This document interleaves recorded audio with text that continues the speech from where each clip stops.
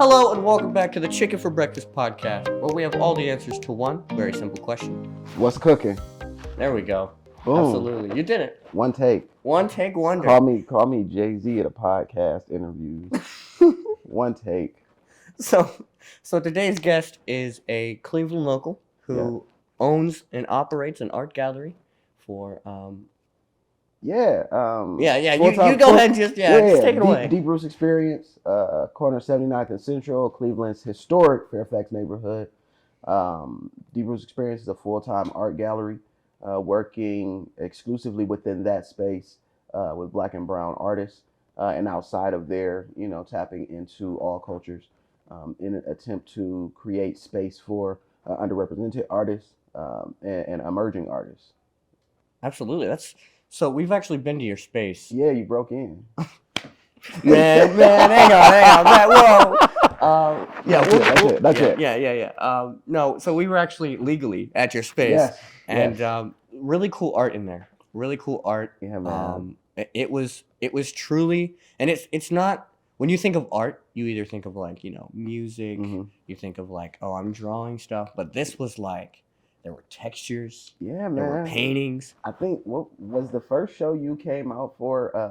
Was it Anything But a Canvas? Maybe. I think so. Yeah. We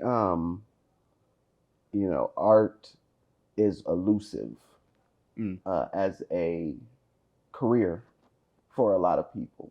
Yeah. And having an opportunity to have a space where people who look like me, who grew up like me. I grew up in that neighborhood, went to school there, got my first fight over there, played basketball in the rec centers, still people that I'm close to whose families still live there, to create a space where people can see that artwork can change their perspective. And so now when you're growing up, you have a tangible example of what a gallerist, a curator, a creative director, what a painter, what a collage artist, what a sculptor, what these people look like. And in our case, a lot of times they look like the residents and the people in the community. Absolutely. And it's always important to highlight those people within your community.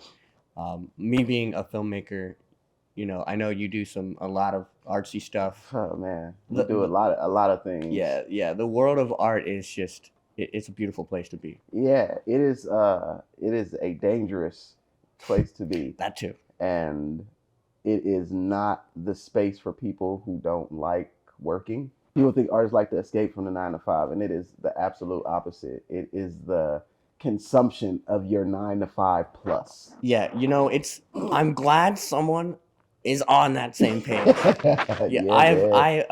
I've never worked harder in my life, and it's something that you're constantly, and it sometimes it sounds negative, but you're constantly chasing a dream. Yeah. You're constantly chasing something.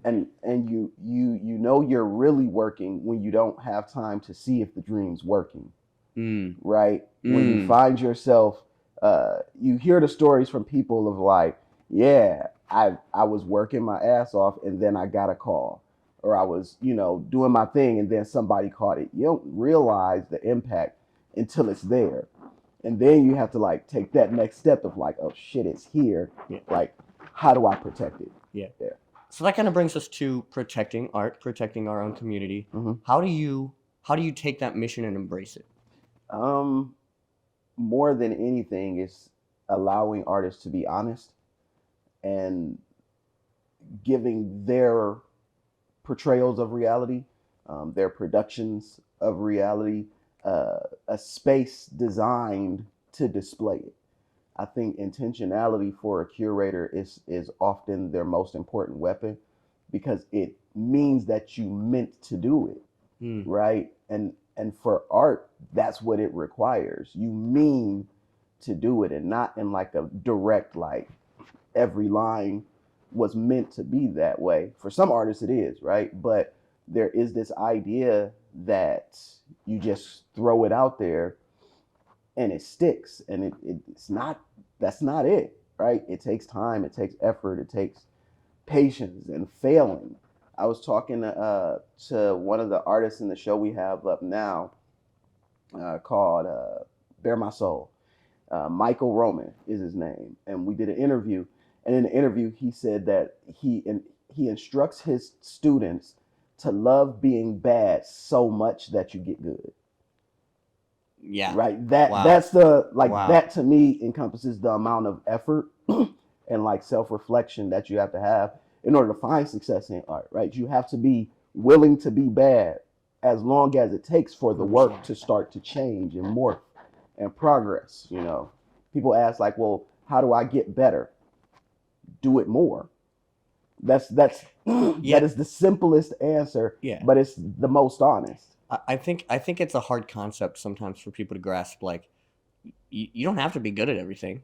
Yeah. You don't have to be good. You'll be good one day, or you won't. Yeah. Right? Do you love doing it? And far fewer people are good at something because they just were good at it. Right? We've accepted this idea that the people who are great at something, well, they just had it and everyone else didn't. Like LeBron James is a great athlete, but he wouldn't be LeBron James if he didn't work as hard as LeBron James works, right? He could still be impressive player, put up statistics, but there's a difference. And the difference is in that ability to like really push yourself. Like, it's not easy. Yeah. It's not easy. It's not easy. That is the revolving answer that I give people. It's not easy. You're asking me for stuff that I don't know if you know what you're asking for. So do artists, when they come to you, do they have, is there some sort of curation process that you do? Because art is so subjective that I wonder, like, how do you, I know we're not judging art per se, but how do you decide which ones go on the rack? Honest moment, right? Transparent, getting it real. I do not believe that art is subjective in the way that people think. I think that we've created a society that tells us that everything is subjective, and some things aren't. Right? If there's a house and you're looking for a straight line, you can tell if the line is straight or not. Right? That's not subjective. Right? That's factual. A lot of that is dependent on the style of art that someone is working in and what their goal is. Now, what is subjective is the most important piece of art, which is how it makes you feel, right? Artwork doesn't sell because it's beautiful, because there are millions of beautiful pieces that never leave. It's really how the piece makes someone feel, right? It is like a drug. Like, it's the desire to have that feeling constantly. And purchasing an art piece and hanging it up in your home, you're creating the opportunity to have that feeling all the time, right? You hang a piece in your room right above your headboard. That means that every day that you wake up and you look at that piece, you can be reminded of that feeling, right? Quick shots of dopamine. Yeah. That's what art is. So art's an addiction? I think it should be. Ooh, nice. It's an addiction that can advance your life, right? It can provide you with insight to the world, right? Art is creating something new to tell the story of what's happening now, right? Art is a reflection of culture. And so it's one of the most important art forms, especially visual art, because it's the capturing of what's now. And the more we capture now, the less people can tell us what now looked like. Right. So back to kind of how you curate that then. Yeah. So much of it is around relationship, right? Coming into the gallery, having a conversation. I'm hard to catch if you don't know how to catch me, right? You know that. Yeah. Right? Yeah. I'm hard to catch if you don't know how to catch me. If you know how to catch me, super easy, right? I think a lot of people expect to walk in and to be celebrated. And there are artists who have been working for 30 plus years who have, finely tuned the things that they want to say and how they want to say it and what their style looks like. And so it'd be irresponsible of me not to apply pressure to other artists who are looking to exist in that space, to consider the progress that they're making. If your artwork today looks the same as it did last year, there's not a question necessarily of if you're good, but if your devotion to the craft is to get better. And so when people come in, typically we don't engage with or like hang work or show anything for at least 6 to 8 months after engaging with an artist. Mostly because invite them out, right? Come out and hang out with us. See what the experience of Deep Roots is. Deep Roots is. If you've never been to Deep Roots, don't ask me to be in a show. Don't ask me, right? Yeah. There is a intentional relationship between curator and artist, right? I like to think of it the same way musicians and producers exist, right? The musician is the star. They're the one that people get to see, but the producer is what creates the story, right? The producer creates the content that exists around the art. Most artists are really good at creating. They're terrible at organizing. They're terrible at writing, right? Complete thoughts to express what they're thinking. And so that's what we do. And so when people come in, I gotta know who you are. Absolutely. Right? I don't ever want to misrepresent an artist. So we take time, right? Come hang out with us. We have artist nights where artists will just come into the space and create. And whatever you're working on, whatever you're feeling at the moment, you can do it. And that has birthed relationships, right? It's where I've met some of the artists who we work with now. But it's very much relationship. And it's not just me, right? There are other people connected to the gallery that can help broker and start that relationship. But there has to be a responsiveness and an intention of being a part of a community, right? We don't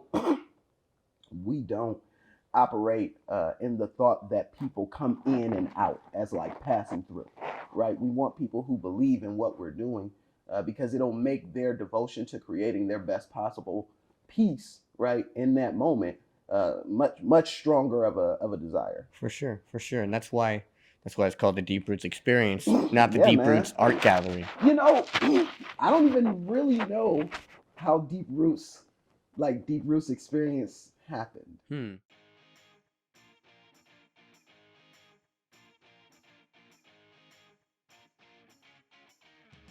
Have you ever wondered what it's like to work on the set of a movie or TV show? Do you want to know what goes on behind the scenes of producing a feature film or a commercial?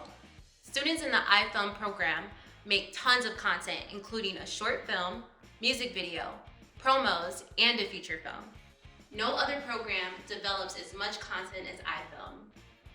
From screenwriting to set design, working with actors and directors, as well as post-production, you'll learn what it takes to build a career in the film industry.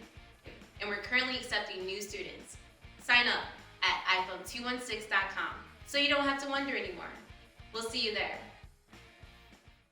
So, first of all, let's go back to what you said at the very beginning of this episode. About you breaking into... Yeah. We got to tell this story, and we got to tell it because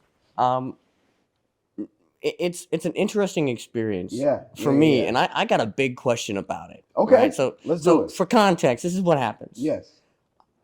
Hey, Johnny, we got to... Hey, Magic, we got to... Yo, we gotta shoot out at Deep Roots. Yeah. We need someone to cover it. I'm like, cool, let's do it, right? I grabbed the camera, I grabbed the gimbal, so I've got a big old gimbal bag. Yeah, man. I've got a big old camera bag. Not light either. Yeah, no, it's not. I've got all that stuff, and it's cold, so I'm wearing a big jacket. I'm wearing gloves. I'm wearing a face mask. Weather ready. I am weather ready. I'm protecting myself from the elements. Man, yeah. And I walk up. I set the two bags down on the ground. Right. I get to Deep Roots. I pull open the door. Yeah. And it opens. The alarm starts going crazy. The alarm starts going off, and in that moment, I'm like, yo, what is going on? And I panic. I'm faced with two options. Do I A, go inside and turn the alarm off? No, absolutely not. Do I B, run? No. I do the most logical thing possible. Right. And I sit down on the... Right there on the stoop? I just sit right there. Man, I just sat straight down. I call you twice. And this also goes back to you being like, you got to know where to catch me. I call up the number twice, and I'm like, oh, he ain't answering. Yeah. I call up Marquette. I call up our director. I'm like, yo, I just broke in.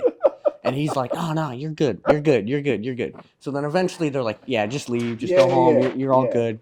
You're all good. But for me in that moment, I was like, no, I'm going to wait around. And when the police get here, I'm just going to explain it really well and hope for the best. I'm not going to hold you, man. That is the exact opposite of what most black people would do in that situation. We are not staying to explain anything. I'ma go, and you can just call me if you need me, right? And so, just so you know, I'ma go, right? Yeah, just noted. call me Noted. if you need Noted. me. Yeah. No, man. You know, the curation of a space and a venting sometimes cannot be exactly what you want it to. We were partnering with a group to put that event on specifically, and I found out that day that they weren't doing it, and so I immediately kind of started like trying to get on the phone with people, but it was too late.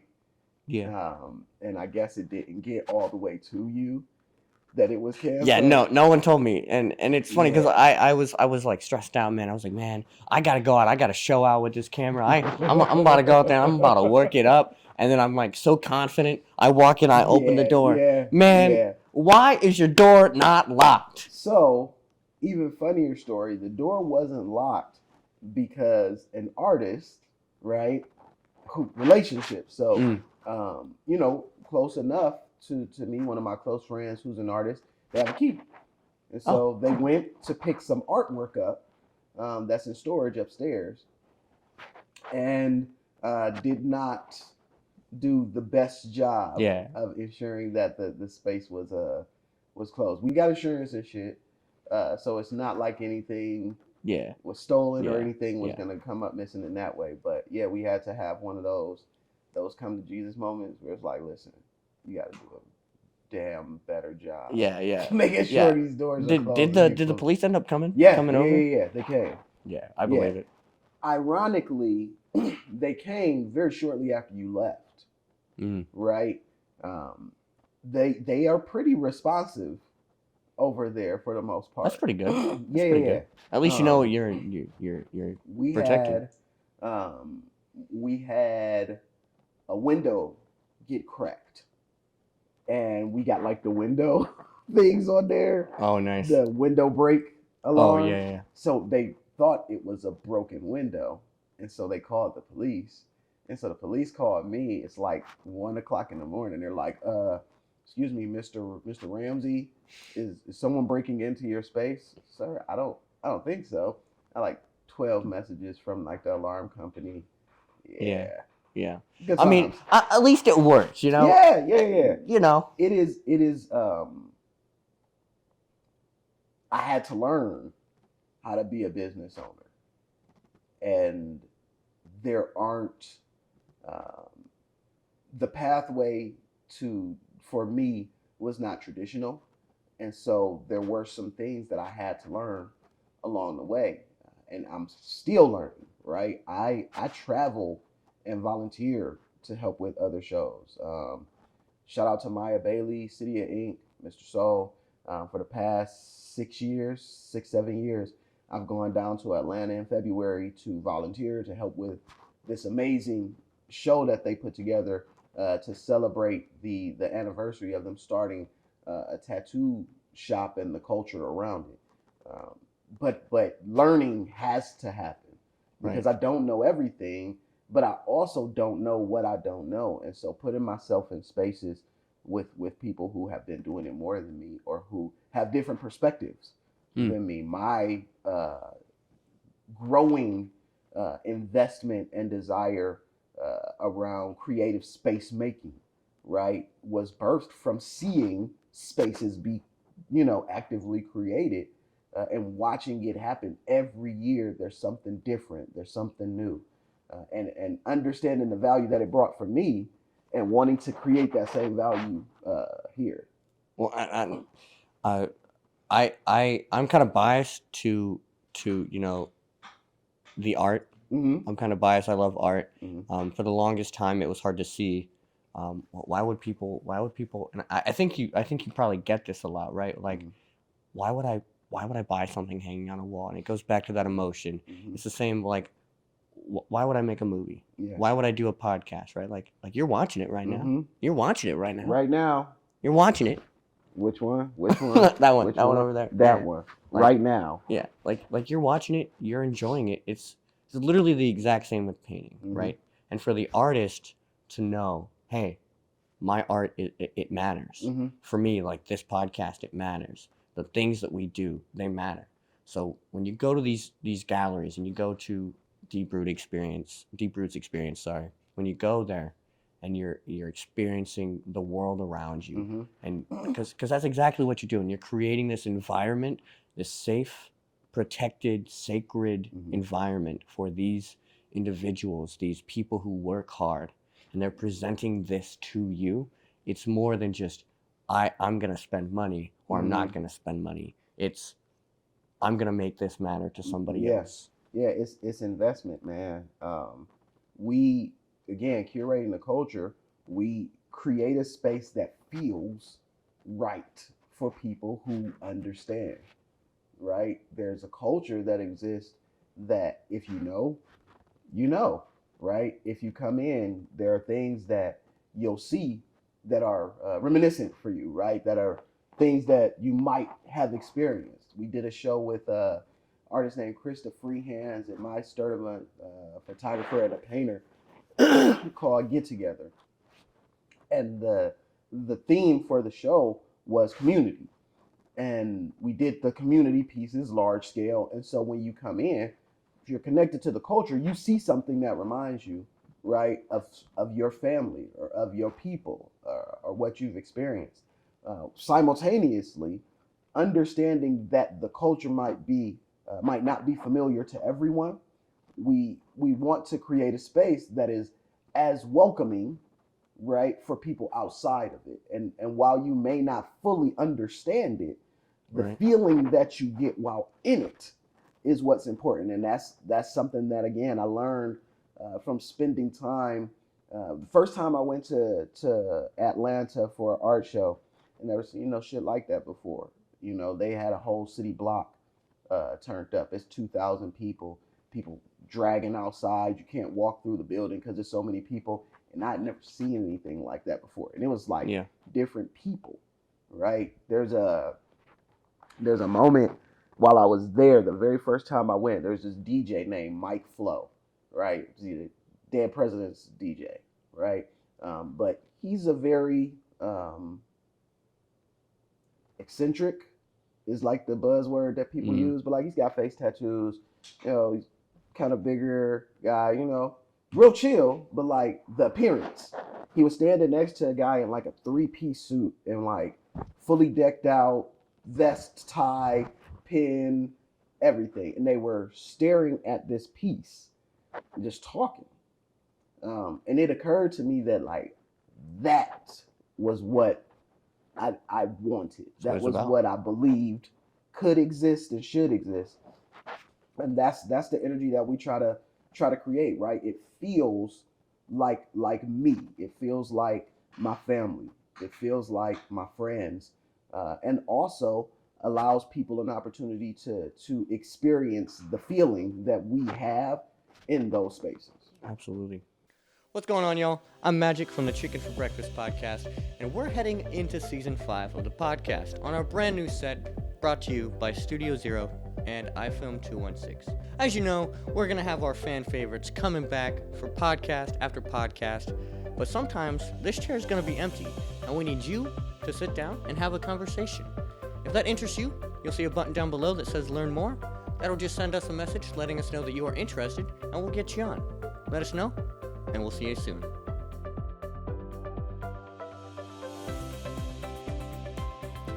Well, I think that your mission the Deep Roots experience is a big hit.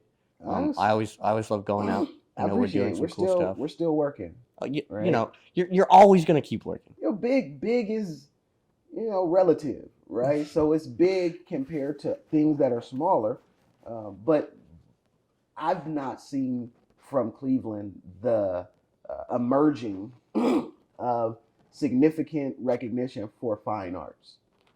And that's black, white, Asian American, indigenous. Nobody has found a way from the visual arts world to exist kind of in that top tier space. Absolutely. And that's the work, right? It is the desire to create pathways for artists to be able to live as artists, right? We need art. Yeah. We need art. The world needs art. And if art dies, culture dies, right? If Absolutely. art dies, individuality dies. If art dies, history dies, right? Art is history, right? It is snapshots of what is happening. Yeah. It's really cool. It's really cool. Yeah. You're very passionate about it, and that's again, that's what makes it so important. Man, I enjoy it, and I found the thing that makes me feel right. Right. And now my job is to make sure that I can like live off of that feeling. And it's like I said in the beginning, man, it's 9 to 5 plus. Like you don't become an artist to escape like 9 to 5s. You become an artist and realize very quickly that you need 9 to 5 plus. Yeah. Because you're doing all of the work to build a dream instead of supporting someone else's dream. And then you have to do the work of finding people willing to support your dream, right? Every artist wants to be widely known, but very successful artists find their people, and they find the people that are willing to share and speak to their greatness for them, right, on their behalf. And that's how you build brands, right? You impact a person or a group of people so much that they feel compelled to tell people about what you're doing, at least in a grassroots way. That's what we tried to do. Absolutely. Well, it's definitely one of those things where it all comes together. Yeah. It all comes together. You're always gonna be working. You're always gonna find it. And there's something else I want to talk about too. By the way. Okay. I want to take a quick minute to talk about that shirt. By The the shirt way, it looks shirt. dope. Yeah. So this is actually a pretty old shirt. I don't want to call it vintage because it's not that damn old. But a really good friend of mine, love Honey Pierre. She is a textile artist who's cool. in Atlanta now, but she's from here. But we did an exhibition, and she created this piece, and she does like rugs. So she created cool. this piece in a rug, and we turned it into a shirt. So every so often, I like to pull it out to remind myself, I got really dope friends. I got a super good homie who did this jacket. They're creatives, and you can't limit that creativity. Yeah, so that's cool. I'm happy to have those people around me that give me a chance to be able to show what their creativity looks, explored through different lenses, different mediums. Yeah, absolutely. The other thing, by the way, is the podcast you got going on. Yeah. We should plug that up here too, really quick. Yeah, so we have a podcast called Smoozing with Artists. Cool name, by the way. Thanks, man. I saw that the other day. I was like, man, that's so sick. I'm proud of that name. There are very few times where I'm like intentional about titles. I've been much more intentional the last couple years around titles and the representation of the show through the framing and the words and that stuff. But Smoozing with Artists it's exactly what it is, right? It is me just chumming it up and chopping it with artists and creatives. And most of these are people that I have some level of relationship with. So there is an ease to the conversation. But we have a good time. We catch some gems. Right now, we're releasing some of the legacy footage. And so before I started the gallery, this was in like 2018. I went around and just kind of traveled and interviewed, some different artists. It was supposed to be for a project, and the project exists that it was for, right? You'll understand this. So it's working in Premiere, right? Okay. And things got choppy. Okay. And a little challenging to work on. And next thing I know, I couldn't get it to open. I would edit, it would crash before I got to save. There it is. And it became, that stumbling challenge.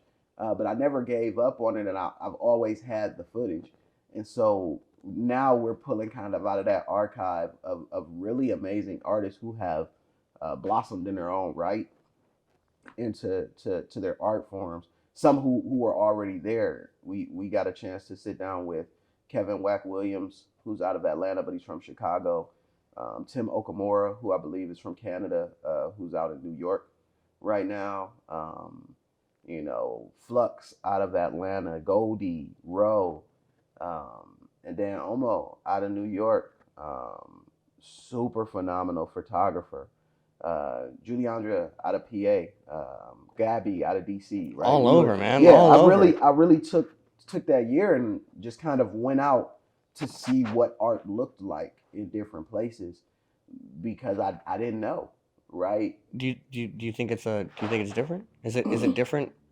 I guess, is there a difference in state art versus, Is there a difference in state? Maybe that was terribly phrased. Is there a difference in the types of art forms per region? Every pocket of people have a culture, and there are cultures layered on top of cultures, layered on top of cultures. And so, like, what we identify as accents, right? So a Southern accent is really Southern culture. And so that accent exists in the artwork. And so there is, right, differences, right? And some of it is like energy and feel. So if you're creating from a Southern lens, then your color palette may be different, or what you're communicating may be different. So I certainly think that there are differences between regions, artistically. And then, you think about music, right? Different regions have different styles and sounds to them. Absolutely. So there's absolutely differences in that way. What was more important for me was understanding how the artists felt about those differences and how the artists communicated those differences, because that information is something that can impact change in a big way, right? It can give us a lens on how to talk to people in the South, or how to talk to people on the East Coast. Right. That's thinking about curation, right? You're trying to tell people something. You're trying to encourage them to value this thing enough to come out and see it. And then once they've seen it, value it enough to purchase or to share or to invest. Absolutely.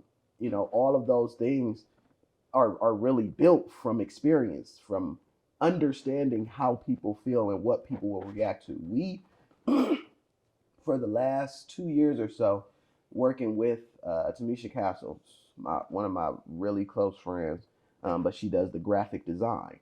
And so we started to create our flyers in different color palettes. And we started doing that to see what color palettes resonated better with different places. And so we pulled statistics on how many people like this color palette from this region, right? How many women versus men like this color palette?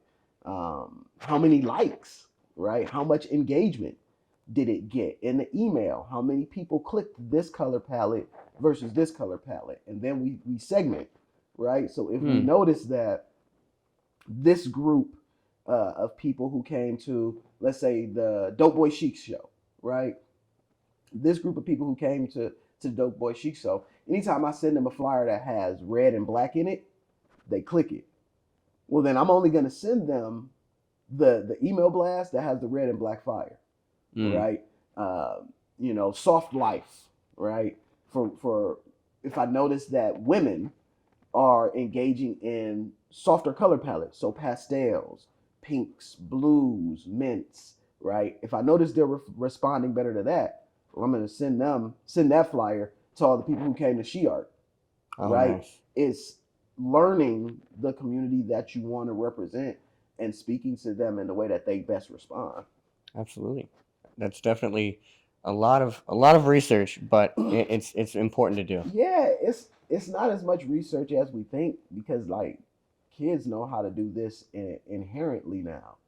That is true. Social media has equipped us to do market research in a really fast pace, and it's why images, it's why the art industry feels so cluttered, right?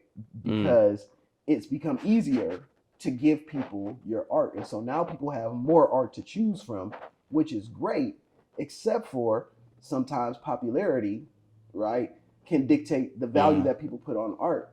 And there's nothing wrong with that, right? It's important because that means that you have impact, and impact is what dictates your ability to create change. And so I'm never mad at someone for something like that, but like it's right there, right? They grew up with it, right? You grew up understanding algorithms, right? Algorithms for me was a late bloom, right? I had to learn about it after talking to some young people that I worked with, who were saying, "Yeah, man, like you missing the algorithm." What you mean? When are you posting? Post whenever I want to. Well, you got to find your post times. What do you mean post times, right? Yeah, it's the struggle. But there's a science to it that they innately know, and so it's new for me.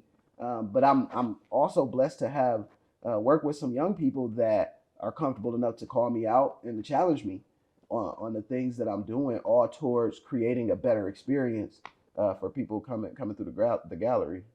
Absolutely. Well, you need that. Yeah. You need that. You need some. Yeah. Well, you also need youth for like a different, fresher, newer perspective. I get that a lot, with me being so young.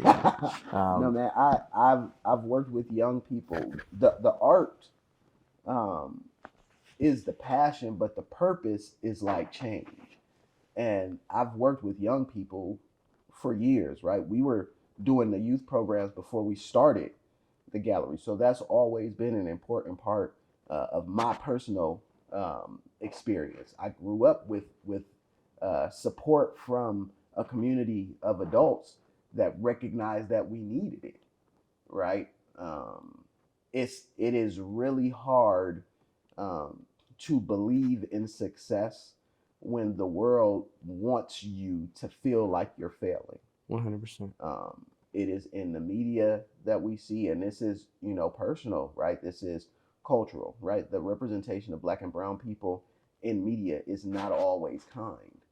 And when that's what you see constantly, it challenges your ability to see more, right? To expect more, to think there is more, to believe you can accomplish more. Right. Absolutely. Well, hey, that's all good stuff. That looks like all the time that we're actually gonna have today. I'd love to sit and talk more about art, though, for sure. Yeah. It's cool to see that you're passionate about it. Go ahead and take a second. Let us know where we can find out more about Deep Roots and the podcast and pretty much everything else. Deep Roots Experience website, Deep Roots Experience, Instagram, LinkedIn, Facebook. Experience Deep on Twitter. No Diddy. It was what was available, and so we making it work. But no, tap in with us. Come out and hang with us. Come to an opening, come to an event, come during open hours, and just get a chance to see what it feels like. Shout out to Grant Cormino for always being a gracious and supportive sponsor for us, making sure that we're able to have a party that we want to. And for the podcast, you can catch that on Apple Podcasts, iHeartRadio, Spotify, all of the major platforms. Schmoozing with Artists. It's a blue, what is it? Avatar thing for the podcast. Nice. It says Schmoozing with Artists. But no, tap in. They're bite-sized, right? So it's like 30 to 40 minutes. something you could get through on a car ride. But it gives artists a chance to be vulnerable and just kind of chop it a little bit. And people have been enjoying it. So I'm excited to give more and to come back with some more new episodes. Absolutely, man. I look forward to seeing them. And Bare My Soul, man. Bare My Soul is the show that is up now. That show will be traveling. So once it closes at Deep Roots, we'll be taking it to Lounges, which is a space. What is that? Not Lakeside. This in Cleveland. Over there. Yeah, over there. It's over there. And then we'll be taking it to the Black Lives Matter office for a Can Journal release, and then to the west side of Cleveland. And then Detroit and Atlanta and Oklahoma. So it'll be in the ecosystem for a while. So if you haven't gotten a chance to check it out, come hang out with us. Check out the work. Buy art from living artists because they're the ones who need it. Absolutely. We've got prints available. We got T-shirts from my good folks and family over at Pray for the Prey. Those are my guys. Yeah, man. We're looking to elevate the experience. So we want people to come out and check it out. Absolutely. I will say that if you have not been to one of these shows and you're in the Cleveland area, it is definitely an experience that you do not want to miss. Experience. Fire. Absolutely. It's an experience that you do not want to miss. Head over to Deep Roots Experience. A link to that and the podcast is going to be down here. Make sure you go check it out. And remember that chicken is a soul food. And breakfast is the most important meal of the day. So make sure you start your day out right with some chicken for breakfast. And some art. Buy art from living artists. They need the money, not the dead ones. Real. Yeah. All right. Catch y'all next week. Peace.